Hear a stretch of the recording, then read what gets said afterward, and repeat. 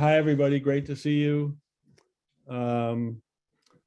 As you no doubt noticed from the invite to this Beetcoin dialogue, we're shifting gears a little bit tonight and shifting away from having our featured guests be individual farms and food enterprises, and now we're kind of zooming out to talk about money more generally. And we are extremely fortunate to have perhaps the best person on planet Earth to guide us through this conversation. And his name is Marco Vangelisti. You're going to hear how brilliant he is in a second. And it's really, really, hey, Arno. Just noticed Arno there. Hi. He's a very experienced financier, as you saw from his bio, if you were able to read the bio. And he's also been very involved in slow money and local investing in food and farming. So he's really got it all. And he said he can do his presentation in 30 minutes, which seems kind of mind-boggling to me because I saw the slides and he has a lot to share. So Marco, I'll just say it again, if you need to go over 30 minutes a little, go for it. What you have to lead us through is really extremely valuable. So without any further ado, to my dear friend and respected colleague, Marco Vangelisti. Marco, take it away. Well, thank you, Woody, for the introduction. And it's great to see a lot of the people I know, Arno, Narendra, Mary, David. It's wonderful to see you guys all. And of course, there are many, Deb, and so on. So let me just jump into the presentation. This is material that if you have attended any of my workshops or talks, you're probably familiar with, but it's almost like when I go to Spirit Rock, the teacher is saying the same thing over and over, and every time, something else hits my own consciousness. So maybe we need to be reminded of the big picture. And that's what I'm trying to do, set up the big picture to have a conversation. And I'm really looking forward to what will follow my presentation. In other words, your participation and thoughts. So let me share my screen and let me get started. So I call this talk Toward Aware and No Harm Investing, which is this idea of the peaceful investing that is doing no harm out there. So I'll start with my own personal story. Some of you might have heard it. I studied math, theoretical math for 6 years, and then I ended up studying finance. And I encountered this iconic construct. Some of you might know it's an efficient frontier, but the bottom line is it's premised on the idea that all you need to know to make an investment decision is the risk, the return, and the liquidity of an investment. Liquidity is how quickly you can convert it into cash. And of course, the higher the return, the better. The lower the risk, the better. And the higher the liquidity, the better. And modern portfolio theory basically says that's all you need to know to make smart investment decisions. And after, as I said, 6 years of theoretical math, this looked like the real world to me. I finally saw an application of what I'd studied to, the real world. But of course, that the real world looks more like the street. And what is fascinating about a living tree is that to be fully understood and appreciated, you need to think of it as embedded in a very dense network of relationships. It is in a relationship with our breathing, with the fungi in the soil. It's called mycorrhizal relationship. It's the relational aspect of a living tree that is amazing. Yet, if you're thinking and looking at this tree through the lens of conventional finance, this is all you can see, right? So conventional finance looks at a tree and measures the value of lumber. This means that for conventional finance, a tree is worth more dead than alive. And it is exactly this process of reduction in finance that leads us to take a place that looks like this and turn it into a place that looks like this, right? So there's a very disturbing image, and you can have various thoughts coursing through your head. One of them could be, what a waste, right? I mean, whatever economic benefit was derived from destroying this forest, it couldn't possibly be worth what we lost, right? Or you can even say, what an injustice. Nature built this common over 5,000 years or more, and it's a common that would have been available to future generations of humans and to other species as well. And yet this common was privatized and destroyed for the benefits of very few people. But from the point of view of conventional finance, if you bought this forest for, let's say, $10 million and sold the lumber for $12 million, you would have made a 20% return. Fabulous, especially considering the low interest rate environment we're living with. And in fact, if you were able to make this transformation, if you were able to destroy this forest in, let's say, half a year, you would have gotten a 40% annualized return. And if you did this in 3 months, you would have gotten an 80% return. And as I said, according to conventional finance, the only thing that matters is risk, return, and liquidity, and the higher the return, the better. And you can see that there was a certain, haste involved in this operation. And it is a transformation of this sort that led me to leave the finance industry. I was part of a very well-respected investment management firm. It was professionally and ethically managed. I was part of a team managing $20 billion in emerging markets equities. And we were quants, so we were building a very diversified portfolio using computer models we had developed. And 1 year we did very well. We were, by the way, the fund in emerging markets with the best track record, 10-year track record in the world. And our clients were delighted with us. And the funny thing is that a lot of our clients were actually foundations and endowments, including environmental foundations. And 1 year we had a spectacular return. We beat the index by 13% with an unlevered $20 billion fund. Some of you in finance understand that's quite a difficult thing to do. And when I looked at the best performing stocks, I found a palm oil company in Malaysia that had destroyed the habitat of the orangutan and replaced the original rainforest with, a monocrop of palm oil plants. And, that was shocking to me. But, the stock basically doubled that year because, by the way, they got a lot of carbon credits for planting trees. And so I remember having a conversation with one of our clients. He was the chief investment officer of this environmental foundation. And I said, well, we are invested in this company, isn't it? Are you concerned about that?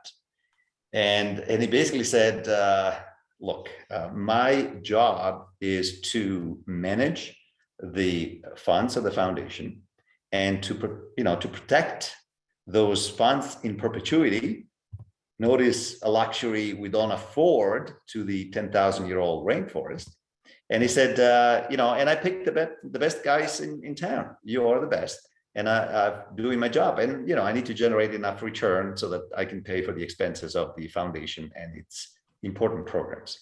And that's basically is the moment when the disconnect between my personal values and what I was doing out there in the world was too great to ignore. And I left the finance industry at that point. And a couple of years later, I stumbled upon an interesting study put out by the UN. This is it's called a group called the Economics of Ecosystem and Biodiversity. And what they basically try to do, the study is called Natural Capital at Risk. And what they try to do is to quantify in dollar terms using environmental economics techniques, the natural capital and the ecosystem services we're using without paying. And so it's measuring unpriced natural capital like water use, land use, waste, land and air pollution, greenhouse gas emissions, and so on. And what they found out is that if you put a price on what we use, you find that a lot of the economic activity is basically using more of nature value than it's producing even in revenue. So this is a complicated slide, but I'm going to blow up that second line. What they did is they looked at region sectors. Region sectors are a particular economic activity on a very large swath of land. So, for example, coal power generation in Eastern Asia, or cattle ranching and farming in South America. And they looked at the amount of natural capital that was used by that activity in 2009 relative to the revenues, the total revenues generated by that activity. So I'm going to look at the worst case scenario, which is cattle ranching and farming in South America, used $300 billion of unpriced natural capital to generate $17 billion of revenues. We're not talking about profits, we're just talking about revenues, which means that if you were to price things correctly, a hamburger at McDonald's would cost $200. That would be the honest price of a McDonald's hamburger. And if you look at the top 20 impact region sectors, they use $3.2 trillion of natural capital to generate 2.4 trillions of revenues, right? And none of them would have been profitable if they accounted for the use of natural capital. And in fact, if you look at the top 1,000 region sectors, this is very close to 90% of all the economic activity on planet Earth. The amount of unpriced natural capital used that year was $7.3 trillion. Now, it's hard to wrap your head around this number, but I'm going to put it in context. But how big is 7 trillion? Well, one thing you can compare it to is what is the total amount of goods and services produced worldwide that year. And that was 70 trillion. So in other words, to produce $70 trillion of goods and services worldwide, we used $7 trillion, which is, 10% as a subsidy from nature. And if you think about this, the prior 5 years were actually exceptionally fast in terms of GDP growth. Now it's more around 3%. In fact, it's going to probably be, well, it varies, but 4.6% was a very robust growth rate in the economy, in the world economy. And, we basically are using a 10% subsidy. So we humans are treating nature as a business in liquidation. We are using the natural capital that we depend for our long-term survival in order to grow the economy and at the end of the day, produce financial returns. In fact, this article that came out in 2019 in Bioscience, world scientists are warning of a climate emergency. And they were showing all the statistics, the kind of the vital signs of the Earth and how it was being, destroyed. Here is, for example, global tree cover loss. I mean, we lost 50% of the global tree cover loss in the last 10 years. And in fact, just in 2020, 100,000 square miles of forest was destroyed worldwide. And mostly through, burning of the Amazon and so on. And of course, the Amazon is burning because the companies setting it ablaze are doing so to raise cattle or soybeans for the international agricultural commodity market and to repay their bank loans or to meet the financial targets set by the private equity firms that own them, right? And similarly, the large multinational corporation who will purchase the cheap meat and soybean will have to meet their earnings expectation to support their stock price and deliver a decent return to the mutual funds or investors who own them. And, similarly, we're looking at CO2. We're now in a, 1,200 year drought in terms of event in the West.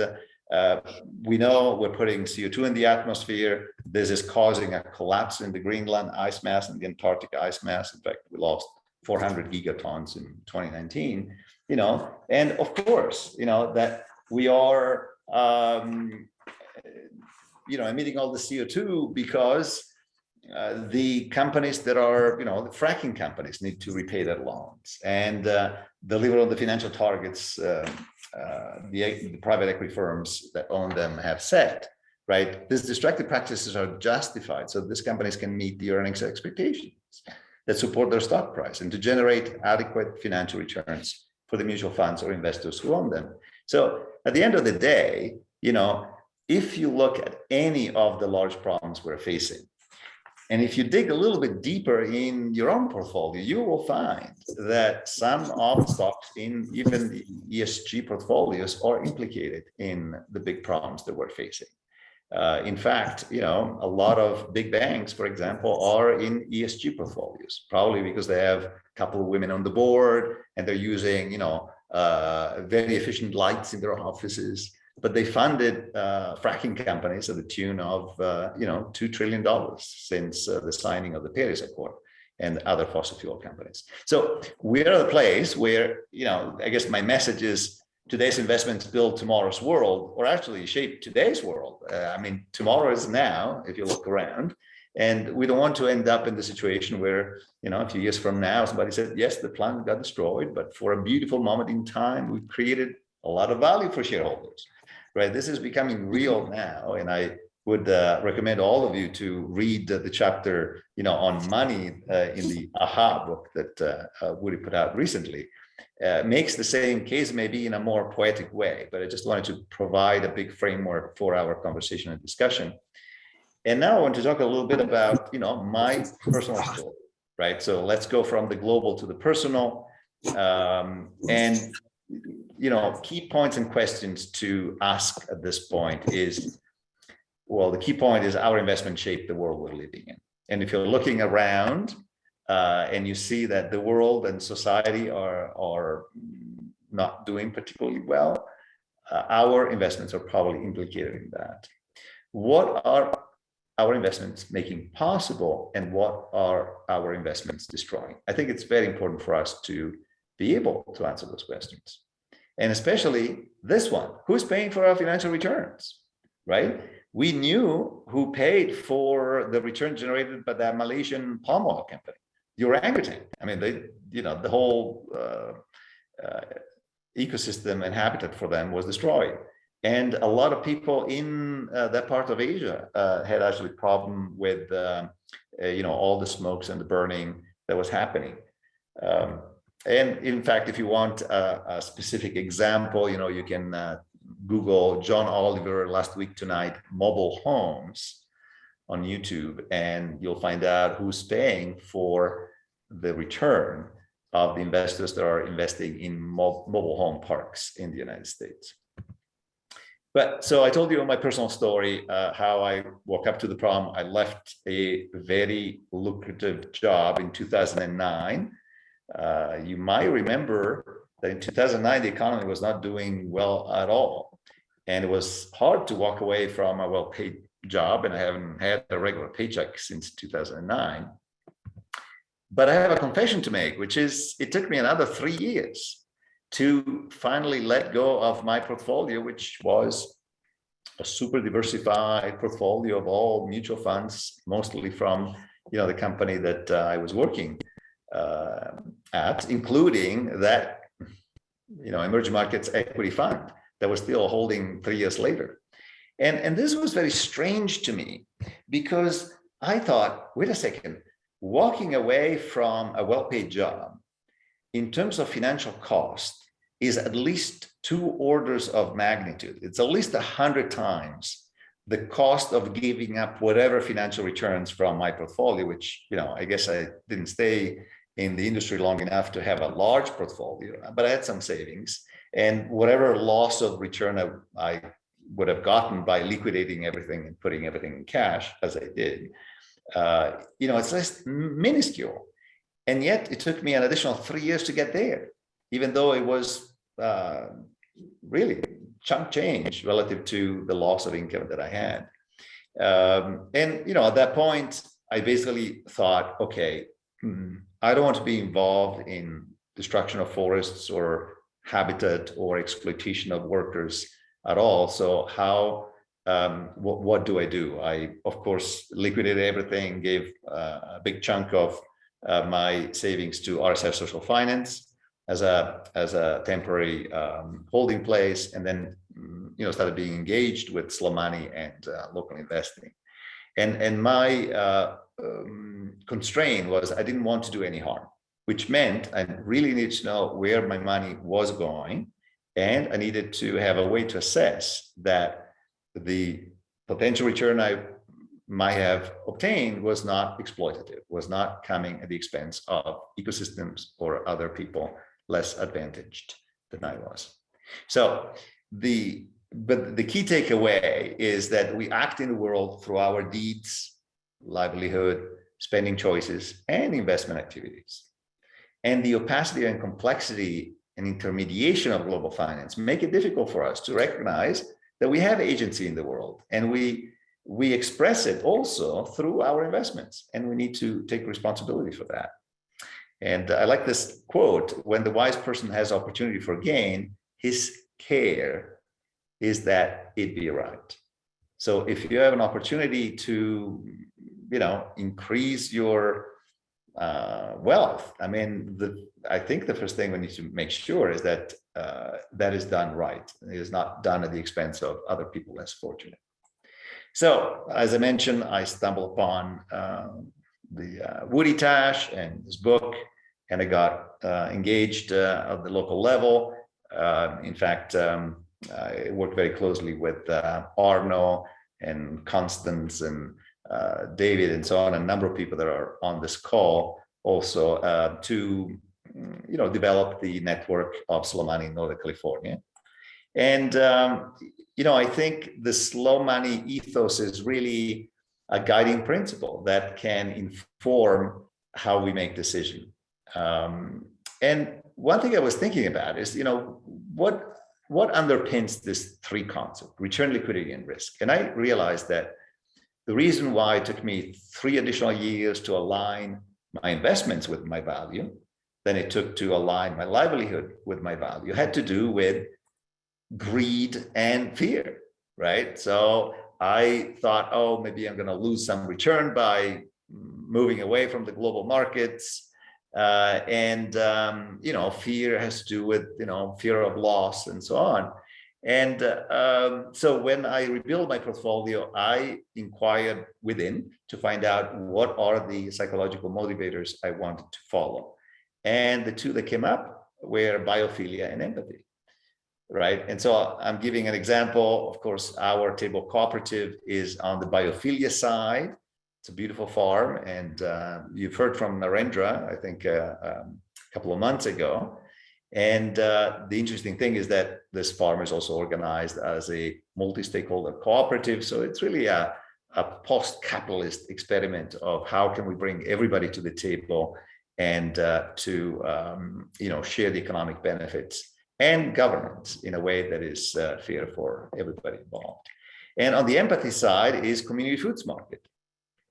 And this is an attempt to bring a full grocery store to a food desert in West Oakland. And I've been on the board, and sadly enough, we had to basically make the hard decision to close after 2.5 really difficult years trying to stay alive during the pandemic, and with serving a population that was hit particularly hard by COVID and health-wise and in terms of economic activity. But nevertheless, I love to have been part of this. And this is an example of what I would call restorative investments, what Woody, I think, called nurture capital, which are things that really need to happen out there, but require a type of capital that is more focused on outcomes than on self-preservation.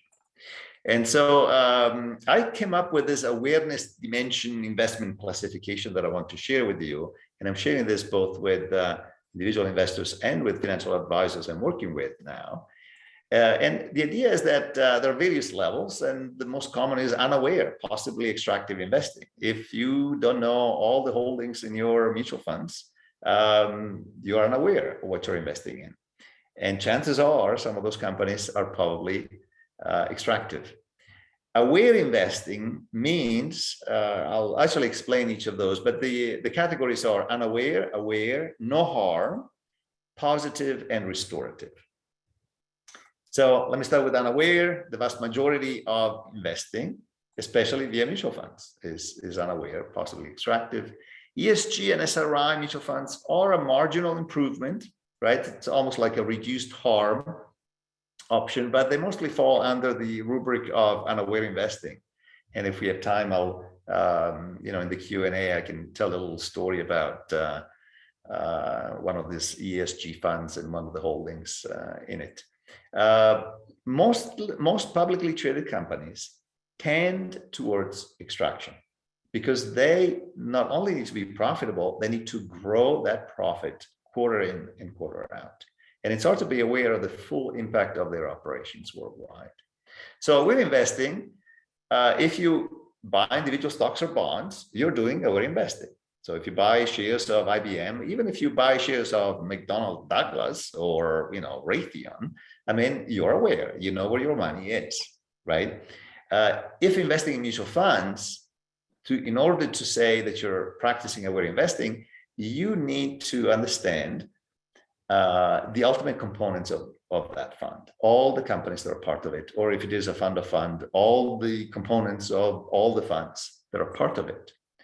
Now, no harm investing is a little bit subjective because it requires full awareness and transparency to the ultimate component of one investment, but also requires knowledge of no harm as opposed to lack of knowledge of harm. And it's hard to achieve for global multinational corporations and most publicly traded companies. Now, if you think about municipal bonds, I think that is a no harm investing. I mean, if a municipality is raising funds, it is usually to pave roads and improve parks and other amenities for the public. So I consider that a no harm investment. CD of trusted financial institutions like credit union, regional banks, I think can be considered no harm investing. Project-based bonds, like you're funding let's say a school or a senior living center or something like that. And there are some platforms like peer-to-peer lending, like Prosper and Lending Club. You're basically lending money to people that are trying to get out of credit card debt. Treasury securities and agencies securities like Freddie Mae, bond. Freddie Mae, Freddie Mac, and so on. That's a question mark, and it very much depends on your interpretation. Like, for example, is the treasury bond issued by the U.S. Treasury a no harm investment? That very much depends on your interpretation of defense spending. I mean, we're spending $780 billion every year to defend ourselves. Now, if you really think that money is needed, and it's a legitimate way of defending ourselves from, foreign attacks, then yeah, it's a no harm investment. But if you're considering that, do we really need military bases in 80 countries and we have a history of engaging in wars of choice that doesn't seem to be really based on the defense of the integrity of our country. So that's to say that the definition of no harm investing could be subjective to a certain extent. Now, positive investing, I used to call this impact investing, but the term impact investing has been used broadly, and I have encountered some impact investments that people are not even aware, like they don't really know what's going on with that, and some of them are actually extractive. So a no harm investment, a positive investment, is a no harm investment that is creative, positive outcomes, either environmentally or socially. Most likely requires concessionary capital. So sometimes it's below market rate. I'm thinking, for example, RSF social finance would be an example of that. Some of the compensation for risk comes in the form of social or environmental returns. But in my view, a positive investing, I classify that as an investment that still has a positive risk-adjusted return. Once you adjust for the risk of loss, you still expect your capital to come back and a small return or a return to come back to you.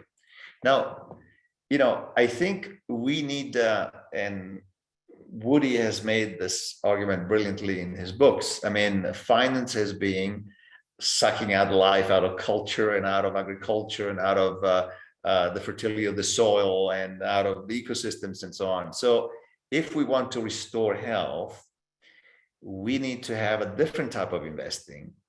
And that is what I call restorative investing. And if you think about this, when, you know, we have this, I was reading the chapter on money of the last, you know, the AHA book by Woody. And he said, you know, we have this map and we have, you know, two continents. There is the investing continent and there is the charity continent, right? And traditional investing, if you are expecting a positive return, so, you know, minimum has to be zero. If you put your money in the bank, you want all the capital to remain there. But really, if you're doing investing, it's because you want whatever, 7%, 8%. And you might have an idea of what stock markets and bond markets will deliver, but certainly a positive return. Now, some of your money might be used for charity. If you put it on this spectrum and you just look at the financial return, that's a minus 100% return, right? I mean, the money's gone. It's no longer at your service. It's at the service of the nonprofit that you've donated to. And so in order to restore health, we need this idea of the restorative investing, which is something that we do, which might not return, you know, all or part of the capital. And I view community foods market as a restorative investing. If everything had gone well, I would have gotten a 3% return 7 years from now. And of course, we knew from the get-go, there was more than a 3% chance that we would lose all our money because there's a new venture in a very difficult market trying to do something that had not been done in 40 years. So that's basically, you know, restorative investing is really at the intersection of investing in philanthropy, is what Woody call nurture capital, right? Where the primary, if not exclusive motivation for investing are non-financial, is what I call return agnostic. I didn't care whether I would get a 3% return or a minus 10 or minus 100% return when I invested in community foods market. I wanted that food desert to be gone and to serve a community that has been really the recipient of institutionalized racism. I mean, in terms of geography, redlining, and so on. Now, restorative investing positively addresses a social or environmental problem, but has a negative risk-adjusted return. So it should be viewed as a spending decision. And, you know, the other way I look at it is like, it's a recoverable grant. I'm providing the capital to something that I want to support. And if everything goes well, I'll get it back. But if not, that's fine. And I would say that a lot of the slow money investments fall between the restorative investing and the positive investing, right? You are certainly aware when you give the money to a farmer, you know where it is. And you know, so you're, you know, aware and you know it's doing no harm. You're trying to grow food for your community, right? And whether it's a positive investing or a restorative investing, that's where you have to assess, you know, the risk associated with that. And we can have a conversation about, you know, the risk and the way, you know, investors feel about risk and, you know, the type of risk that farmers take every day or every season. So that's all I wanted to say. And I finished in under 31 minutes. So we are leaving plenty of time to discuss. If you have any questions, you can certainly contact me at info@ek4t.com or check my website, Essential Knowledge for Transition, or ek4t.com. So I'm pretty much done, and I'm looking forward to the conversation we're going to have.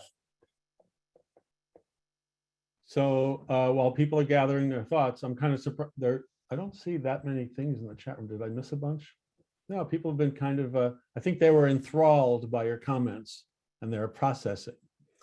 So while people are processing, one thing I just wanted to pick up on, Marco, so you kind of just glossed over the phrase return agnostic. And the first time I heard you say it, it really kind of blew my mind. And you said something like, I know I'm going to bastardize this, but you said something like,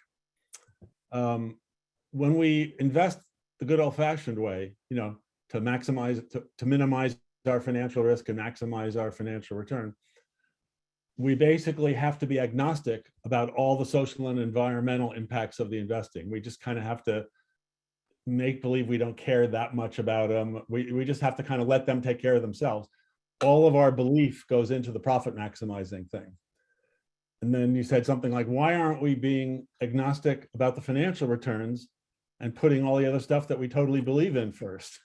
Why are we being agnostic about all the things we want, called society and the environment?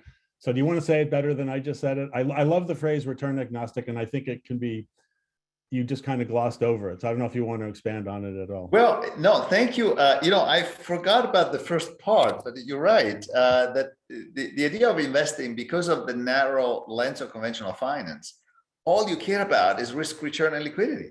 Everything else, you don't care. You're agnostic. And what I'm trying to express, I guess, in my presentations is that there is a linkage between our investments and a lot of the problems we're trying to solve.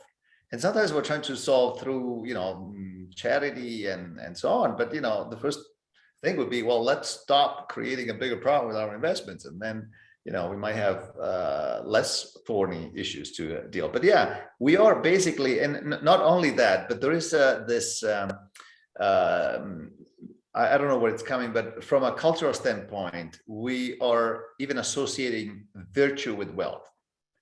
So we're saying, there is this narrative that says, if you have a lot of money, it's because you worked hard and you create a lot of jobs you're a job creator and you merit, your station in life. And so there is this assumption that actually growing your portfolio and being very successful monetarily is virtuous. But in reality, if we focus only on our investments and growing them and reducing the risk, and we don't care about anything else, we're being agnostic about the things that may be critical to our long-term survival. And so at this point, I think we need to shift and say, well, why don't we, at least with a portion of the portfolio, why are we not being agnostic about the return and just, make sure that we are using the capital to restore the things we've lost over the last, couple of centuries. So let me remind people just on the housekeeping front. First of all, you don't have to raise your hand in order to speak. I mean, this is a little bit of a larger group. So I don't know what will happen if people just unmute themselves and jump in. It might be chaos. We could try it, or you can raise your hand and then I can call on you. That's a little more orderly. It's up to you guys. When you do speak, please say who you are and just where you're from, just so we get a sense of the geography. I just want to queue up maybe one other kind of macro issue that was touched on by what Marco said, and maybe remind us why we're here under this gentle rubric called Beetcoin.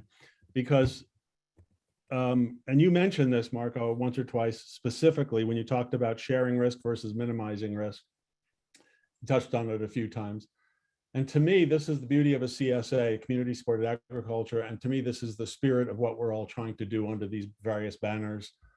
Even a little bit under the banner of restorative investing, the way Marco framed it, because he's saying we need to take responsibility for how we're harming others. We need to take responsibility for how we're harming the environment, and we need to take care of one another and the environment while we seek to put our assets to work. That's my rephrasing of some of what Marco said. So in a CSA, you have a beautiful, deceptively simple sharing of risk. You have, let's say, 100 or 200 or 500 families chipping in a share of what it's going to cost to grow that season on the farm, and then just taking a share of the produce, whatever it is. If hail wipes out the farm that season, everyone is shared in the risk together. And I just, I guess, can't emphasize enough what this means to me, and I really think it means this to a lot of people. We're so focused on minimizing financial risk, this very reductionist thing of somehow squeezing risk out of our portfolios or out of our business decisions.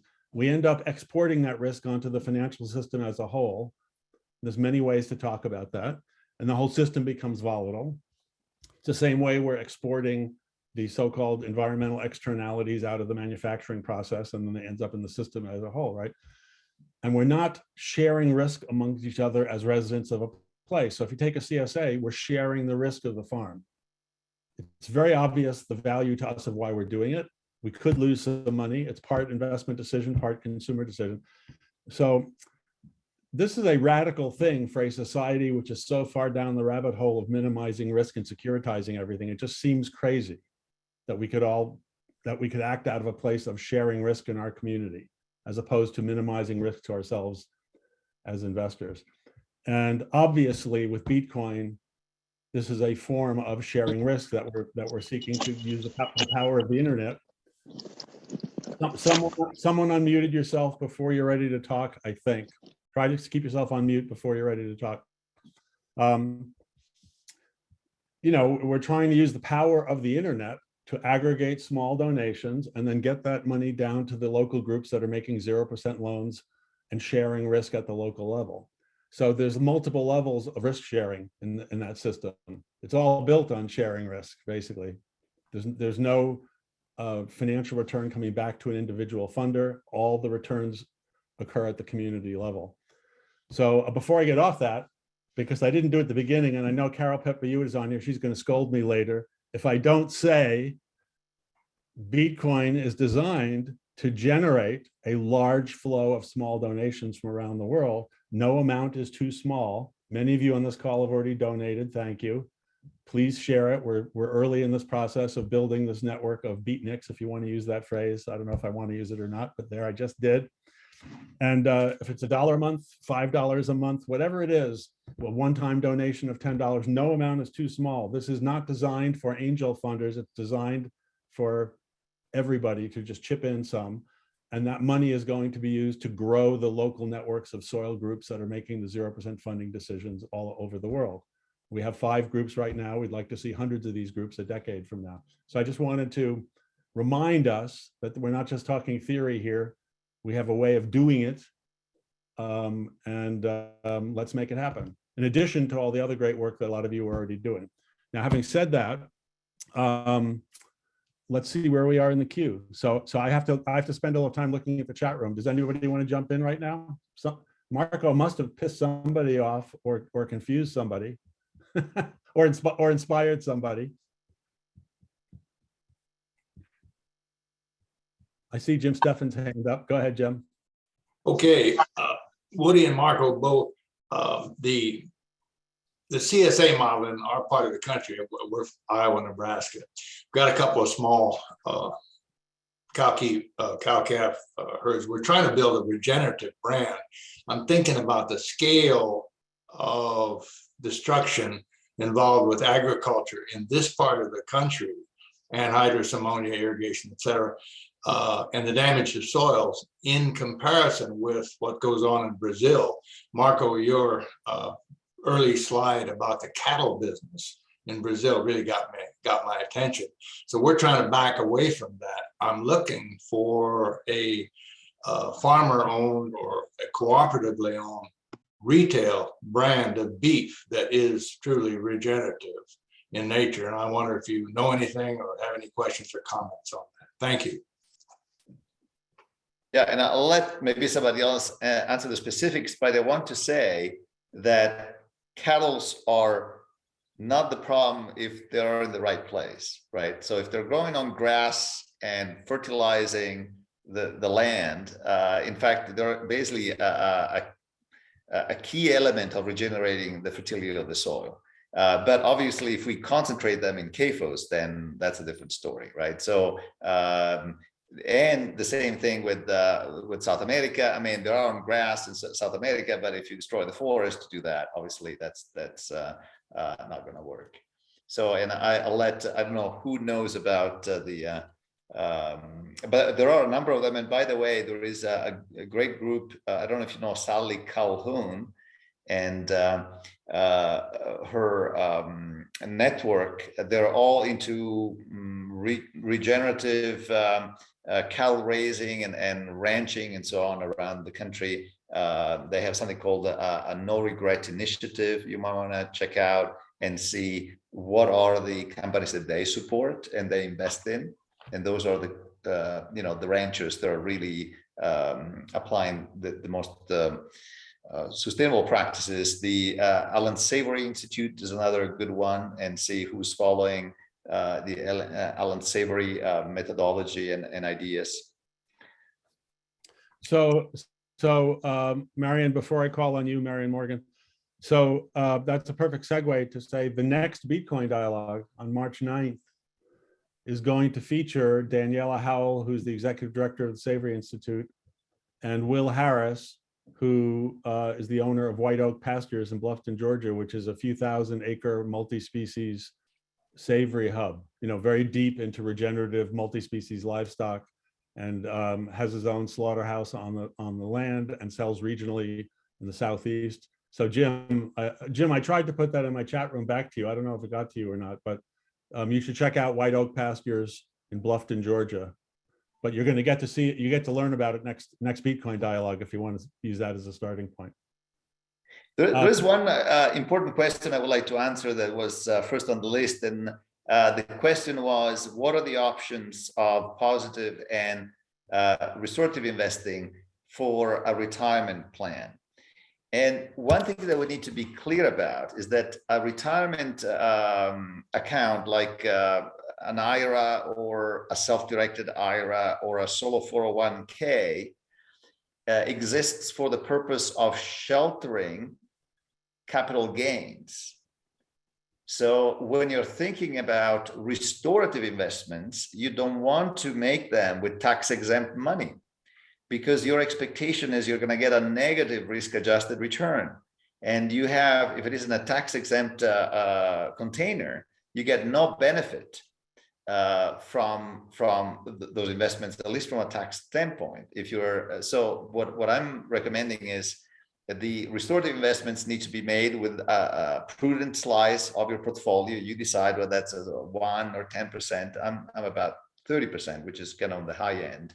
But I do that with taxable money so that when I have a loss, at least I have a tax deduction, right? The positive investments can be done in a container like a self-directed IRA against the traditional IRAs. Obviously, it's just access to mutual funds and stocks and traditional investments. But if you want to, for example, invest in something like, I don't know, Iroquois Valley Farms, REIT, which I consider an important investment that is a positive investment. In order to invest using your tax-exempt money, you would have to open a self-directed IRA, or if you're a solopreneur, you can open a solo 401k, and you can do it that way. Are there other questions or comments? Marion Morgan has been waiting. Go ahead, Marion. Yeah, I think Marco actually to some degree just answered the question I had, but what I'm trying to get a sense of is, I mean, I really appreciate that perspective about, our investments are actually, shaping the world that we're living in, and we want them to go towards making everything better. There's also the criterion of, an investment is, I think, by definition, something that you do want to have a return on of some kind. I mean, and I guess if you're older, like I'm older and looking at, like, I have money that is in, traditional index funds and stuff, and I'm feeling more and more uncomfortable about that money, but to put it in a noble cause that, that potentially the money could disappear, I feel like I'm not sure I can afford that. And I'm just wondering, are there any, what's the strategy around that? Is there a hedge around that? Are there different ways that you should actually manage your entire, portfolio, I guess, if you have that? That would balance that all out, because I don't feel like, well, sure, I'd love to give all my money to something or other, but I, know from like some relatives who invested in farms, they lost everything and that money's just gone. So that's almost more like a charity, I guess, it's like.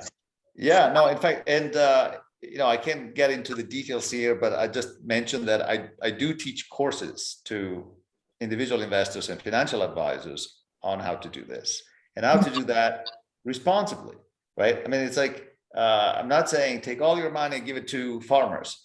Okay.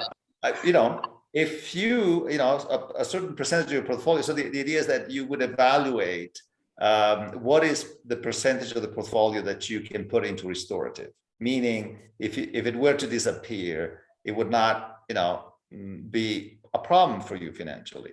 And that a lot of the time is connected with a well-developed sense of enough.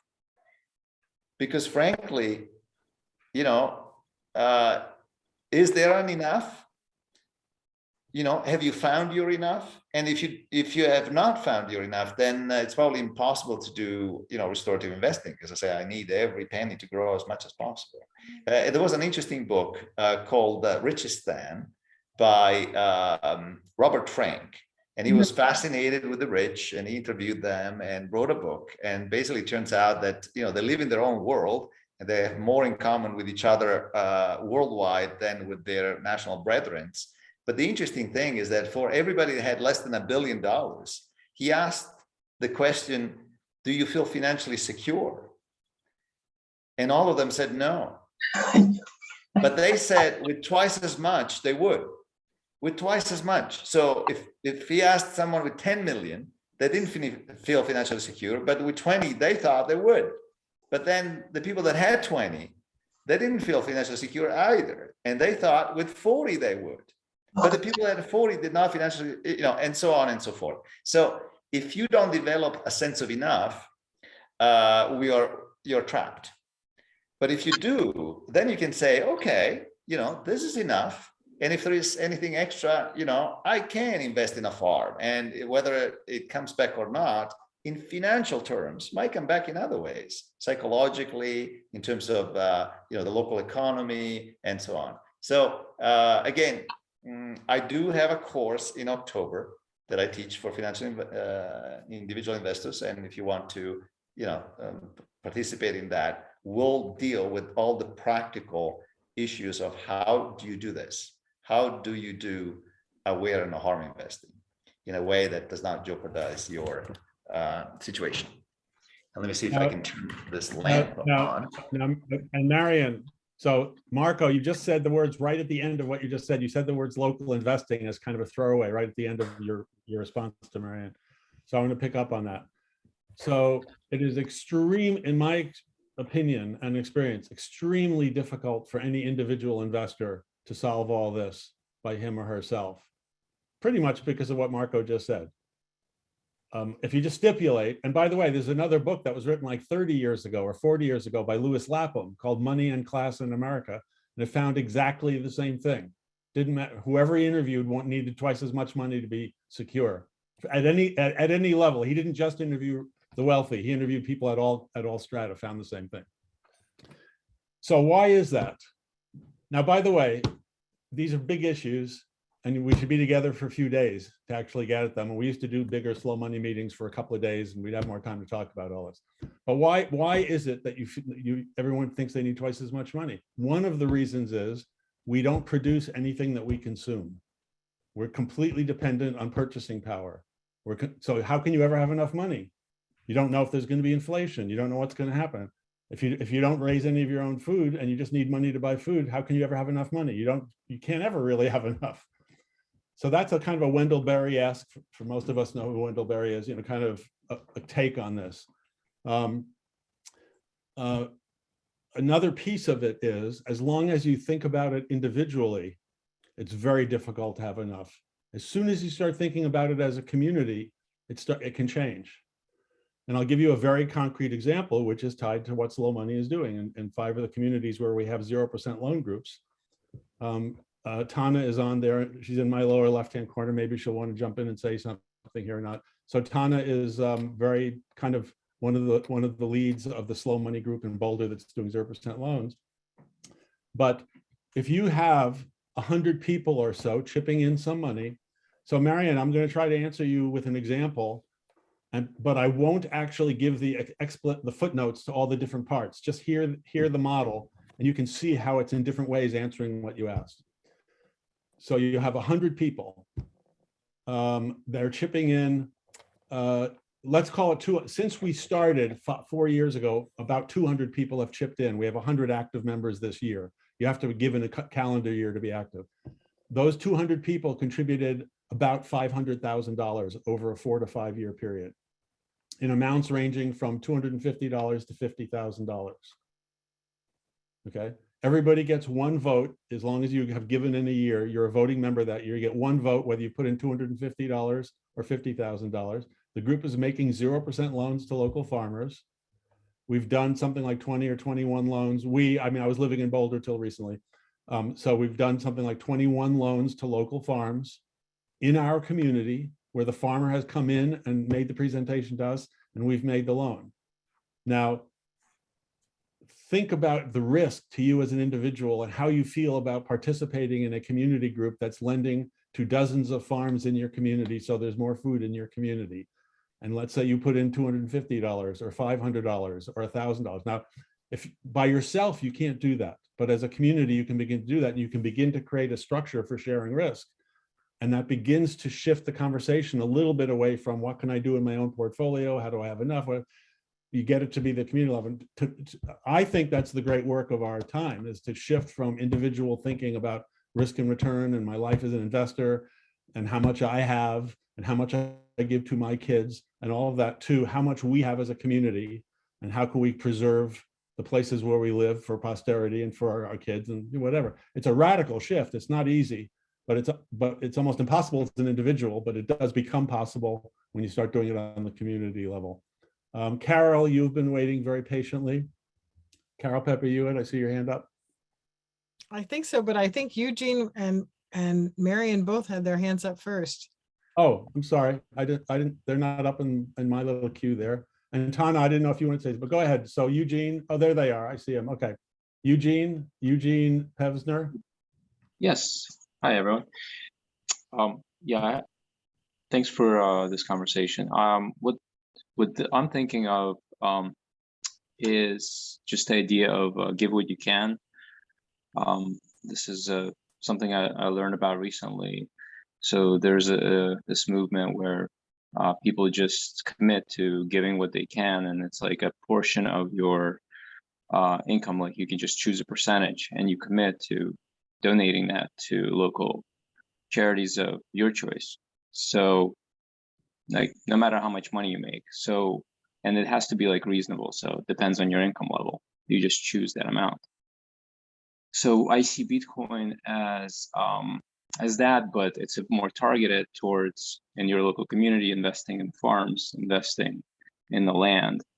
And I think that the benefits of that are so tangible because you get back not just not the money, but you get back a farmer's market full of fresh produce. You get back food security, where if there's an event that happens and suddenly there's a shortage of food, well, your community does have farmers, and that's really a good thing because you have that independence. So I really like your book because it does point that out. It's about the smile. It's about the community. It's about like building relationships, and you cannot really put a price on that.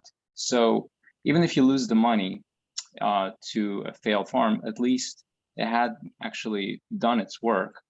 At least the money had tried to replenish the soil in some way. And if it ultimately failed, well, you can treat it as give what you can, a donation to an organization.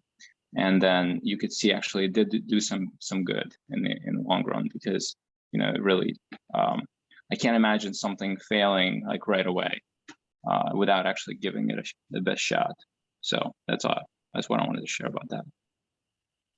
Yeah, actually, Eugene, your response actually starts getting to the question of how do you define the word failure. But let's not go into that right now. Carol.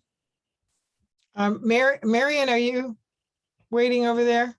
No, Marion already went, I think, unless she's trying to go again. Okay, she still got her little hand is up. Oh, I don't know why that's still on there. Hey.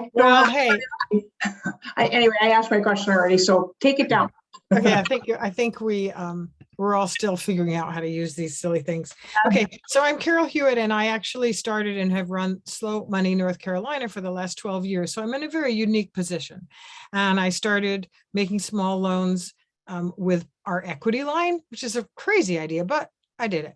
And so here I am now 12 years later, and my husband and I have probably moved about $400,000 in and out, like a loan, it comes back, a loan, it comes back, and probably 5% of that is not coming back, you know.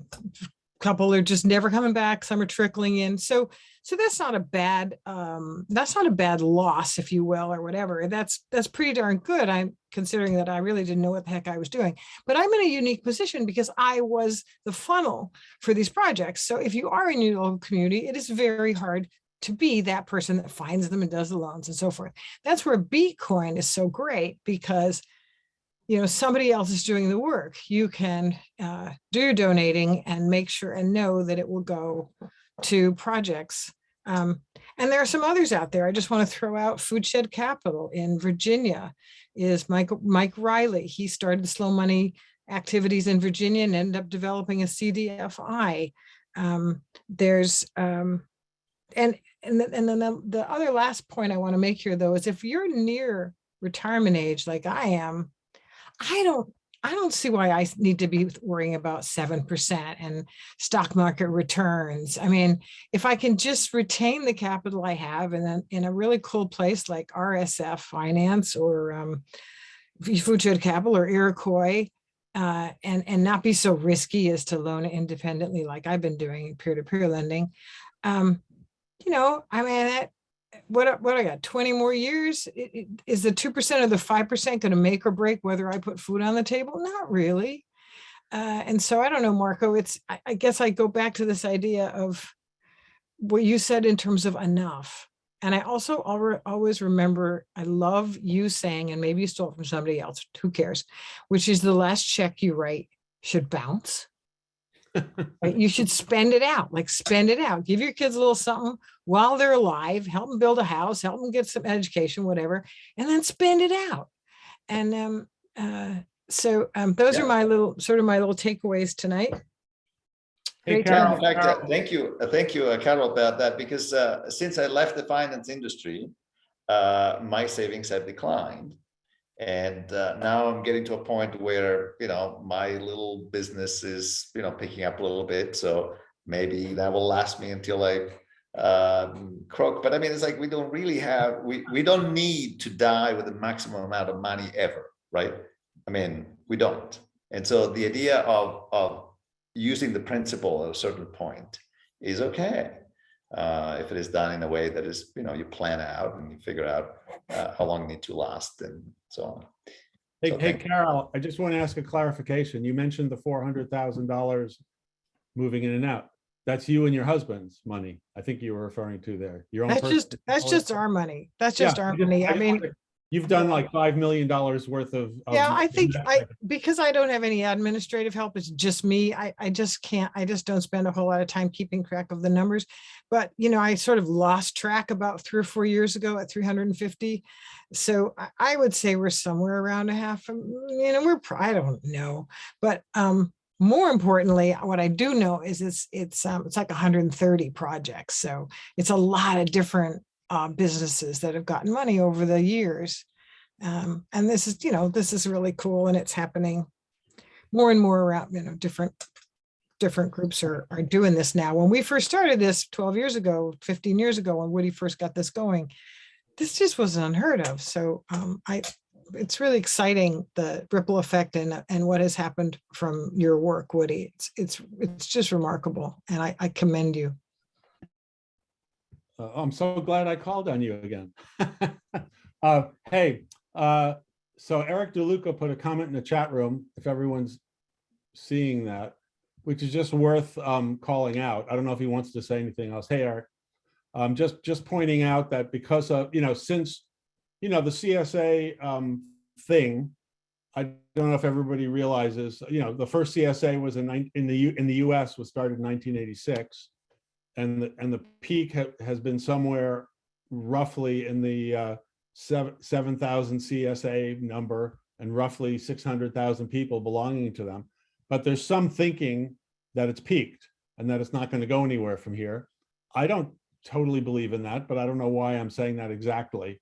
But that's a separate topic other than Eric's point, which is very well taken, that in the last several years, the home delivery thing, the direct to the consumer marketing thing has definitely created a challenge for the CSA movement, because people get to be at home and just put something in their computer and say, please, send me via, FedEx or Amazon or whatever it's going to be, my little thing that I'm ordering direct.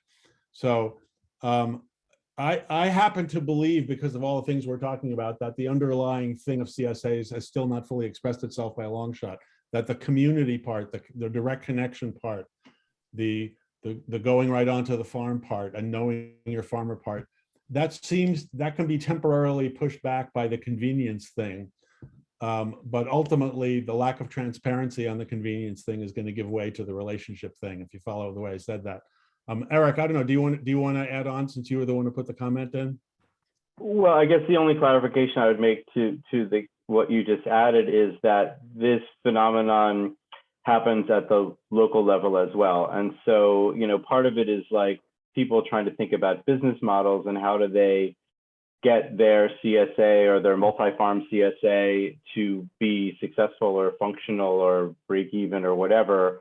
And so as the number of consumers getting engaged and interested in that has increased, the impulse to try to please those consumers has driven the business model conversation in many cases further away from the idea of capitalizing the farm or supporting risk management from the farm, and just sort of feeding the capacity of that farm to have transactions. And then if you have multiple direct to consumer producers that are competing for the same market, then they can, win over a particular consumer by outdoing somebody else with convenience. And so there's a little bit of a race to the bottom risk with all of that. Mm-hmm. And you lose that investor mentality.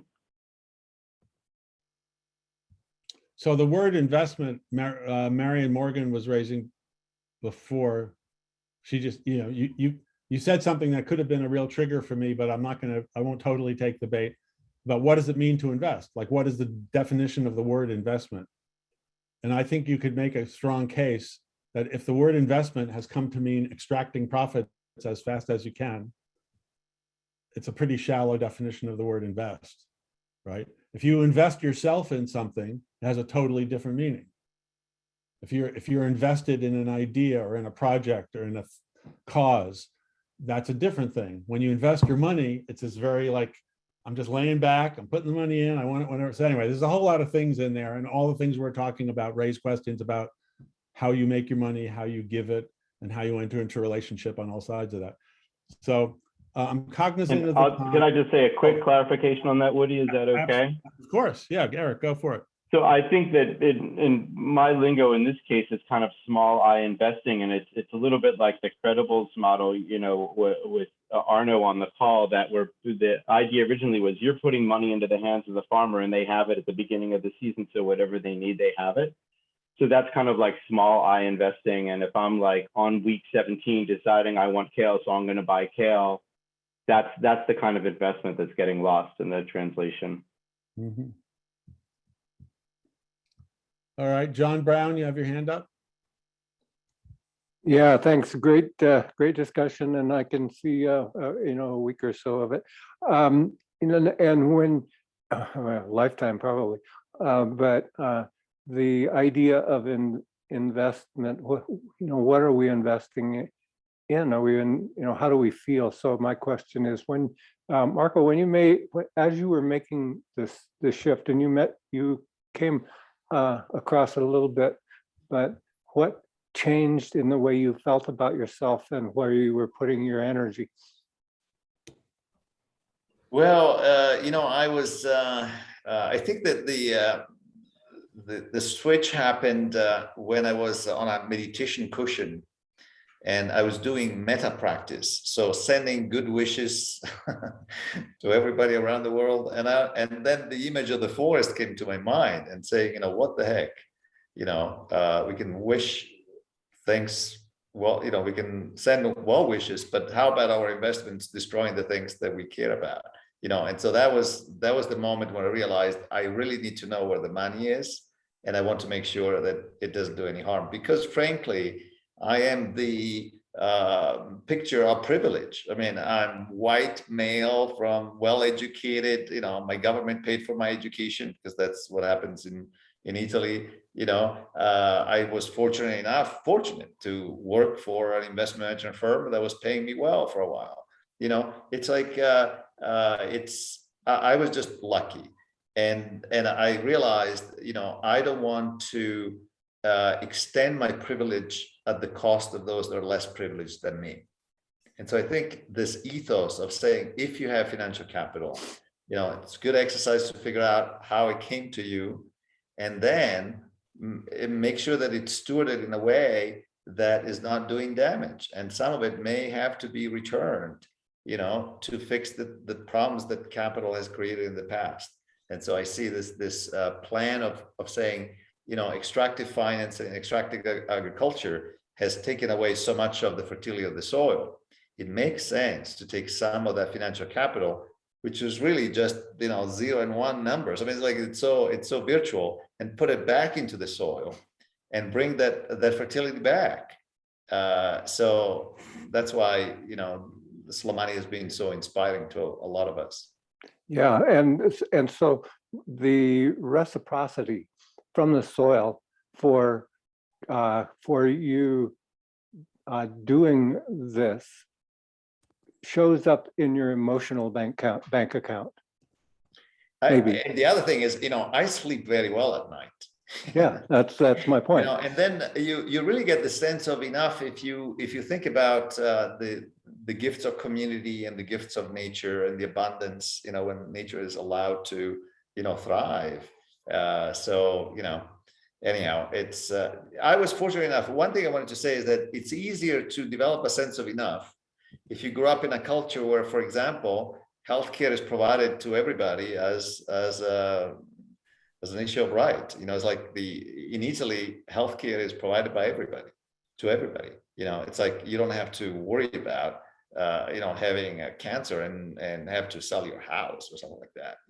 And so I think some of these issues are specifically hard to tackle in a country that has set up everything as a business, including taking care of the education and the health of its people.